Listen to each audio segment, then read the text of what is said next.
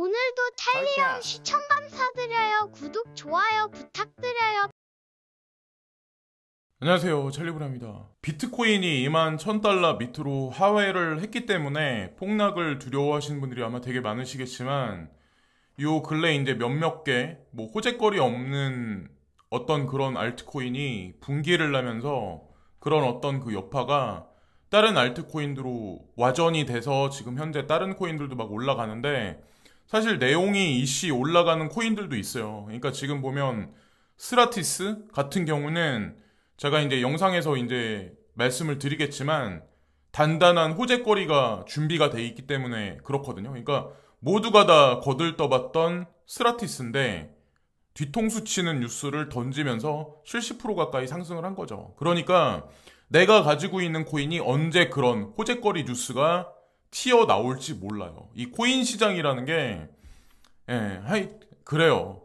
가장 이제 힘든 거는 개인 투자자들이고, 왜냐면 언제 그런 뉴스가 나올지 모르니까 그걸 기다리는데 인내심에 지금 한계를 느끼시는 분들이 아마 되게 많으실 거예요. 그리고 특히나 7월 말에 FOMC 회의가 있기 때문에 완벽한, 그러니까 방향성, 금리의 방향성이 있기 전까지 이 짜잘짜잘한 어떤 그 지표들이 이제 나오는데, 단기적으로는 7월 1일까지가 아마 좀 약간 이런 지금 이도저도 아닌 비트코인의 방향성이 나올 가능성이 높지 않을까라고 저는 생각을 해요. 어저께 나오고 오늘 또 6월 28일 11시에 소비자 신뢰지수가 나오는데 이것도 아마 중요하게 작용을 할 거고, 이게 안 좋게 나왔다고 해서 단기간에 비트코인이 폭락할 이런 걸 말씀드린 게 아니라 이런 것들이 다 쌓여서 연준에서 이 재료를 가지고 금리의 방향성을 결정을 하는 거기 때문에, 그리고 7월 1일 날도 이제 중요한 게 나오죠. 제조업 구매자 지수, 소비자 물가 지수 이런 것들이 나오기 때문에 지금 이도저도 아닌 상황에서 너무 막 그러실 필요가 없고, 그리고 많은 차트들이 이제 그런 얘기를 했죠. 22,000달러까지 올라갈 거야. 올라갈 듯 하다가 내려갔지만 또 웃긴 거는 21,100달러를 또 찍진 않고 있는 현재 형국이라는 거. 그래서 차트라는 게 하여튼 그래요. 그리고 리케 캐피탈이 차트적인 관점에서 이제 지나가는 김에 제가 이제 한 가지 말씀드리는데, 이 차트 하는 사람들은 200주 이동평균선을 상당히 중요시하게 지금 현재 보고 있는데, 이 리케 캐피탈 말고 아마 다른 사람들도 아마 똑같은 비등비등한 얘기를 아마 할 거예요. 그래서 4일 안에 며칠 안에 22,000달러를 돌파를 못한다면 20% 가까운 하락을 보일 거야. 16,400달러까지 하락할 가능성이 있어. 이 사람들은 그냥 전형적으로 아카데믹하게 그렇게 차트를 보는 거기 때문에 이런 관점도 그냥 참고적인 관점으로만 그냥 보시면 되고, 스라티스 제가 그래서 왜 이렇게 갑자기 이렇게 코인 가격이 올라가지? 그래서 제가 밤에 자다가 한 3시 무렵이면 일단 알람이 울리기 전에 저는 깨요. 밤에, 그러니까 저녁에 잠을 빨리 자기 때문에 남들보다. 근데 여기 보면 이게 예전에는 이제 가격이 안 올라갈 때는 사람들이 반신반의하고 스캠이다 막 이런 얘기까지 나왔겠지만, 어떤 얘기가 이번에 나왔냐면 스라티스 측에서 이제 스테이블 코인을 직접 찍어내겠다. 근데 같이 움직이는 협찬사가 어디냐면 여기 보면 프라이스 워터하우스 쿠퍼스라고 PwC라고 우리는 보통 줄여서 얘기를 많이 하는데, 세계 4대 회계법인이 있어요. 대표적인 게 이제 딜로이트, 어니스트 영, 여기까지 나와 있는데 PwC 나와 있는데, PwC하고 같이 협력해서 FCA에 등록을 완료를 했대요. 그래서 공식적으로 어떻게 보면 영국 정부한테도 인정받았다라고 보셔도 손색이 없다라고 이제 보시면 돼요. 그래서 급등을 했기 때문에 급락을 할 수 있어요. 그럴 가능성이 있기 때문에 미리 이 코인에 이제 타고 계셨던 분들 같은 경우는 계속 올라가길 바라시기보다는 일부분은 익절하시고 대응을 하시는 게 좋지 않을까. 그리고 스라티스 측에서 이제 뭐라고 얘기를 하냐면, 여기 이제 되게 중요한 얘기를 하나 하거든요. 앞으로 몇 개월에서 몇 년 동안 더 많은 영국 주식과 증권이 디지털 방식으로 발행될 것으로 예상을 합니다라는 얘기를 하거든요. 그래서 이걸 보면서 많은 일들이 향후에 이제 벌어지겠는데? 라는 생각을 이제 하게 됐고, 그리고 BSN, 블록체인 서비스 네트워크죠. 중국에서 만들어낸, 공식적으로 정부에서 만들어낸 어떤 블록체인을 기반으로 한 어떤 거버넌스 조직이죠. 근데 여기 보면 여기서 이제 비트코인을 폰지다. 그래서 영으로 수렴할 거다라고 얼마 전에 중국 정부에서 인용해서 이제 커뮤니티에 올라온 글이 이제 코인텔레그래프나 코인데스크를 통해서 이제 전 세계에 이제 발표가 되는데, 또다시 중국에서 비트코인을 디스하기 시작을 했어요. 저는 이런 얘기가 사실은 되게 호재라고 저는 생각을 하거든요. 근데 또 웃긴 거는 BSN은 NFT는 인정한다라는 얘기를 예전에 했었죠. 그리고 USDT와 USDC와 같은 스테이블 코인은 규제가 된다면 인정을 할 거야. 스테이블 코인은 인정을 하고 NFT는 인정하는데 코인은 인정 안 해. 이게 말이 안 된다는 거죠, 사실. 뒷구녕에서는 아마 비트코인을 여러 나라에서 아마 채굴을 하고 있을 거예요. 중국 정부에서. 자, 다른 나라 가서 다른 나라 에너지 뽑아 먹으면서, 그리고 그레이스케일 GBTC가 이제 비트코인 스팟 ETF 신청한 지가 이제 날짜가 다 돼 가는데 240일인가 아마 될 거예요. 그 240일이 되는 지점이 제가 알기로는 7월 6일이라고 알고 있거든요. 근데 그 날짜가 점점 다가오면서 많은 이 스팟 ETF하고 관련된 뉴스들이 계속 나오고 있어요. 그래서 그레이스케일 자산운용사는 뭐 긍정적인 얘기를 지금 계속 하고 있지만 많은 전문가들은 안 될 가능성이 높다라고 지금 얘기를 많이들 하고 있거든요. 근데 저 같은 경우도 증권거래위원회 게리 겐슬러가 비트코인 뭐라고 얘기를 하는데, 비트코인은 뭐 유일하게 상품이다라고 얘기를 하는데, 증권은 게리 겐슬러가 증권거래위원회에서 관리하는 게 맞는 건데, 사실은 만약에 상품이라고 공인해서 얘기를 했다면 사실은 상품선물관리위원회 CFTC에서 인증을 해주는 게 낫지 않을까. 법적으로 그게 그렇게 구분되는 게 아닐까요? 근데 그런 명확한 규제안이 나오지도 않은 상황에서 게리 겐슬러가 그렇게 또 언급을 했더라고요. 자, 그리고 모건 스탠리가, 제가 이 뉴스를 보면서도 되게 많은 생각을 했거든요. 올 하반기쯤이 되면 아마 8, 9월 달 정도가 될 수도 있는데, 하반기가 되면 뭐 머지 폭탄 얘기가 나오면서 포스로 전향된다는 뭐 시발점이 될지 모르겠지만, 모건 스탠리에서 6월 14일 날도 이더리움에 관해서 상당히 많이 디스를 많이 했었거든요. 근데 그 뉴스가 코인데스크를 통해서 나왔어요. 코인데스크는 아마 아시겠지만 디지털 커런시 그룹의 자회사 중에 하나예요. 그레이스케일과 같은, 그러니까 전형적인 이제 미디어사인데, 모건 스탠리가 이더리움이 지분 증명으로 이동하면 GPU 수요가 느려질 수가 있을 거야. 그래서 중고 매물이 시장에 많이 풀려서 GPU 가격이 지금보다 많이 하락할 거야 라는 얘기를 많이 하는데, 이게 중요한 게 아니라 포스로 전환이 되면 이더리움의 확장, 스케일링 문제를 해결하지 못할 것이라고 보고서는 말했다.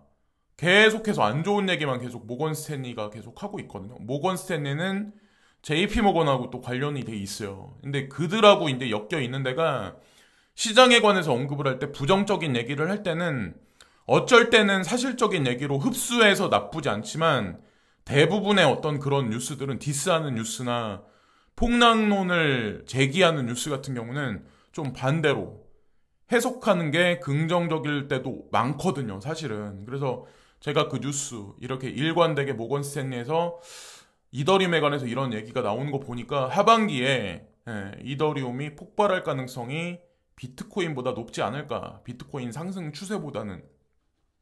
그런 생각을 했습니다. 그래서 8월이 됐든 9월 달에 만약에 알트코인 시장 붐이 온다면 그때 시기를 잘 노리시는 것도 제가 보기에는 좋지 않을까, 단기적으로. 이 코인 시장이라는 게 여러분은 이제 스라티스 보시면 아시겠지만 언제 무슨 일이 들이닥칠지 몰라요.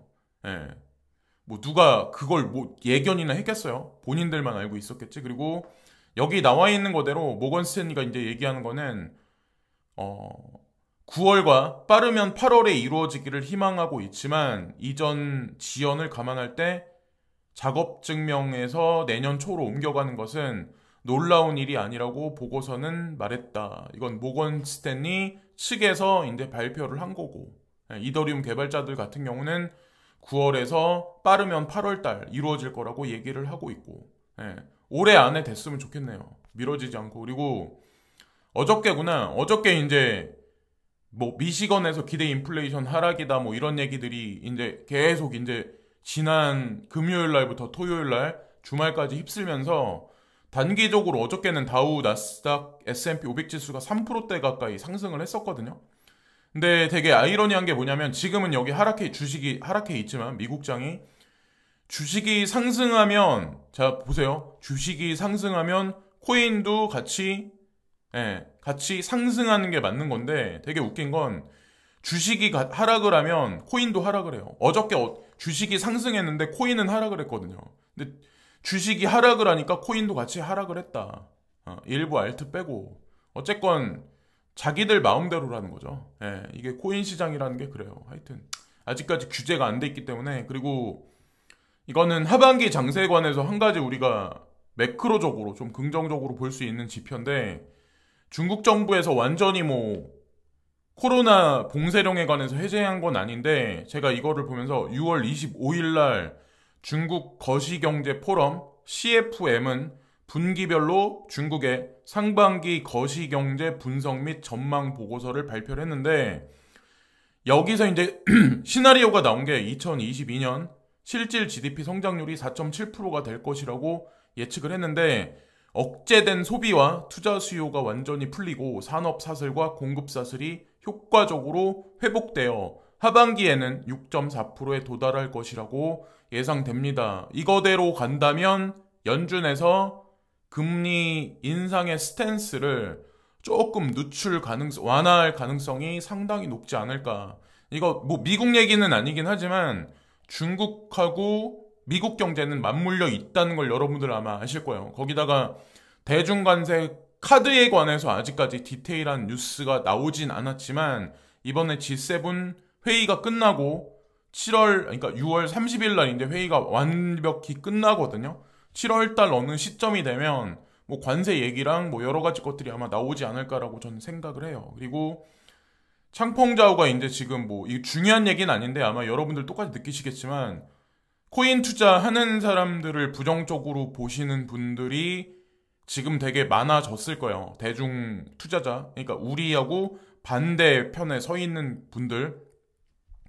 창펑자오가 이제 한마디를 하는데, 다양한 어떤 그런 사람들이 본인한테 이제 얘기를 한대요. 크립토가 이제 메인스트림으로 채택되지 않을 거다라고 이제 부정적인 견해를 핀대요. 근데 그런 어떤 견해에 관해서 본인도 인지는 하고 있다. 뭐 이런 색의 얘긴 해요. 이해한다. 그러니까 가격이 올라가면 부정론은 어느 순간에 사라지거든요.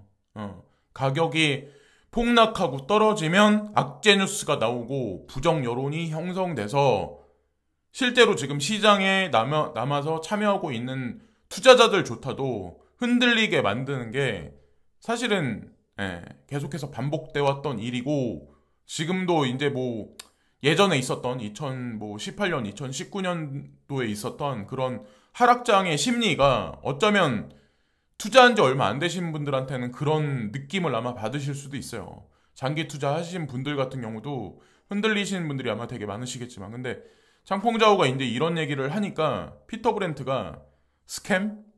여기 물음표 3개를 이제 딱 던지면서, 그러니까 이분 같은 경우는 별로 가상자산 시장을 썩 좋지 않게 보거든요. 예전부터 시선 자체가. 근데 이더리움도 예전에 이분이 견해를 폈죠. 예. 그러니까 300달러? 예.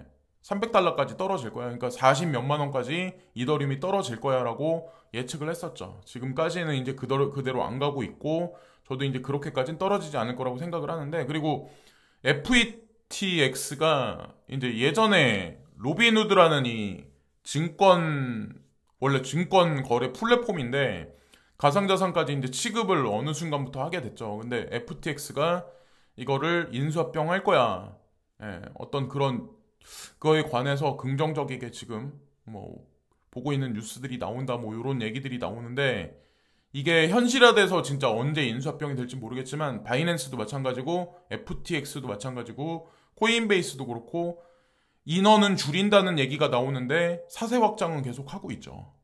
어쨌건 이 사람들이 생각하는 뭐 포텐셜이 있기 때문에 가상자산 시장에 관해서 만약에 진짜 장기적으로 사람들이 보통 얘기하듯이 2024년까지 이런 장세가 계속 유지되고 폭락이 올 거라고 생각을 해서 단정이 진다면 지금 구태여 FTX를 인수 합병할 필요가 없다라고 전 생각을 하거든요. 자, 그리고 게리 갠슬러가 이제 오늘 새벽에 되게 중요한 얘기를 했는데 본인이 생각했을 때 유일하게 상품으로 생각할 수 있는 건 비트코인이 유일하다라고 얘기를 하셨다고 하더라고요. 그러면 예전에 이제 미국 며칠 전인가 일주일 전인가 미국 상원의원 하원의원 몇 여성 의원들이 자 뭐 법안에 관해서 상정을 시키고 그랬는데 거기에 보면 비트코인과 이더리움은 상품이다라는 얘기를 했었는데 게리 갠슬러는 유일하게 비트코인만 그렇다라고 언급을 했어요. 예, 과연 이분 견해를 100% 수긍을 해야 되는지. 자, 그러니까 이도저도 아닌 지금 현재 상황에서 이런 말 한마디가 사실 시장에 미치는 여파가 되게 크거든요. 그러니까 뭐 비트코인만 투자하시는 분들한테는 사실 뭐 좋을 수도 있는 얘기이지만 근데 어쨌건 이런 얘기를 갖고 마이클 세일러가 인용해서 이제 한마디를 하는데 비트코인은 모든 재무 준비 자산의 필수적인 상품이다. 이를 통해 정치인, 기관, 정부 및 기관은 비트코인을 기술 및 디지털 자산으로 지원하여 경제를 성장시키고 재산권 및 자유를 모두에게 확대할 수가 있을 거야. 비트코인 막시멀리스트니까 이런 얘기를 뭐 할 수가 있죠. 근데 제가 이제 인정하는 바는 기관이나 정부 및 기관은 비트코인을 기술 및 디지털 자산으로 지원할 거다. 정부 또한 지원할 거다. 언젠가 이제 기축통화 자리에 들어가게 만들어 놓을 거다. 뭐 그거에 관해서는 저는 인정하는 바입니다. 그리고 코인데스크에서 이제 한 가지 얘기가 나왔는데 ETF 얘기가 상당히 많이 나오죠. 뭐 7월 6일 날이니까 날짜가 근데 6월 30일 날 뭐 현물 ETF에 관한 승인 얘기가 하나 있는데 뭐 그게 통과된다는 보장은 없어요. 근데 그것을 보면 넌지시 우리가 어느 정도 예측을 할 수가 있고 또 하나 중요한 게 이 GBTC가 ETF로 전환하는 경우 중개 관여자가 누구냐면 제인 스트리트와 버투라고 여기 나와 있죠. 버투를 승인된 참가자로 정렬합니다. 버투 파이낸셜은 CME 1252 선물 시장하고 깊숙하게 관련돼 있는 중심 매개체고 전 세계 그러니까 크립토 시장이 아니라 전 세계 주식 시장의 유동성을 주입하는 중요한 매개체라고 보시면 돼요. 그러니까 각 기관이나 어떤 그런 데가 버트 파이낸셜하고 연계돼 있고 하여튼 그래서 왕 중의 왕이라고 보시면 돼요. 그리고 그 글렌 허친스라는 분을 제가 많이 말씀을 드렸잖아요. 지금은 버트 파이낸셜의 이사직에서 나오시긴 했지만 우회적으로 버트 파이낸셜과 관련이 있다는 거를 아시면 돼요. 그래서 이 뉴스가 코인데스크에 왜 나왔는지에 관해서 인식을 하시면 돼요.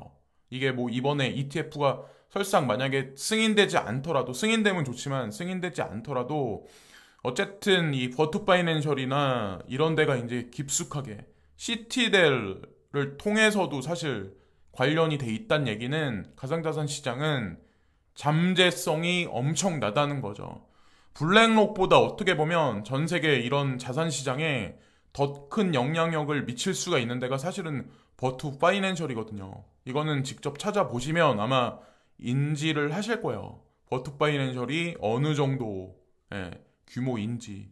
자, 여기까지 말씀드리면서 오늘 영상도 마치겠습니다. 그래서 뚜렷한 방향성이 나오기까지는 조금 시간이 걸리긴 하겠지만 내가 가지고 있는 알트코인이 언제 뭐 느닷없이 스트라티스와 같은 호재거리를 던질지도 모르는 게 코인 시장이기 때문에 뭐 그냥 지금 포기하시는 건 제가 보기엔 이르지 않나라는 생각을 합니다. 저도 이제 생뚱맞다는 생각을 되게 많이 했거든요. 자, 여기까지 말씀드리면서 오늘 영상도 마치겠습니다. 오늘도 시청해주신 많은 분들께 깊이 감사를 드립니다. 오늘도 좋은 하루 되세요. 감사합니다. 오늘도 탈리형 시청 감사드려요. 구독, 좋아요 부탁드려요.